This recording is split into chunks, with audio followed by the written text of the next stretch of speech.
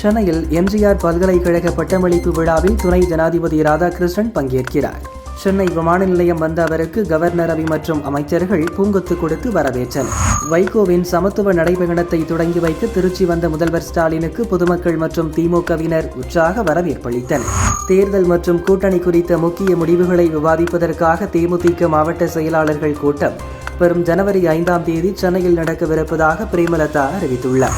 புதுச்சேரி போலி மருந்து விவகாரத்தில் முன்னாள் முதல்வர் நாராயணசாமி தனக்கு தொடர்பு என நிரூபித்தால் அரசியலை விட்டு செல்ல தயார் என உள்துறை அமைச்சர் நமச்சிவாயம் சவால் விடுத்தார். தமிழகத்தில் கடந்த 24 மணி நேரத்தில் அதிகபட்சமாக நீலகிரி மாவட்டம் குன்னூரில் 26 சென்டிமீட்டர் மழை பதிவாகியுள்ளது. கடனா நதி 24 சென்டிமீட்டர், தென்காசி மாவட்டம் சிவகிரியில் 17 சென்டிமீட்டர் மழை பதிவாகியது. மேட்டுப்பாளையத்திலிருந்து இன்று காலை உதகைக்கு புறப்பட்ட ரயில் மண் சரிவு காரணமாக பாதியிலேயே ரத்து செய்யப்பட்டு திரும்பியது. இதனால் சுற்றுலா பயணிகள் ஏமாற்றமடைந்தனர்.